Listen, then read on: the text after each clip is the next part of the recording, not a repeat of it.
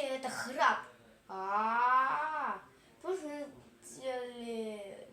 в 2005 году было. Это звук, когда это фейк сиреноголовый, так.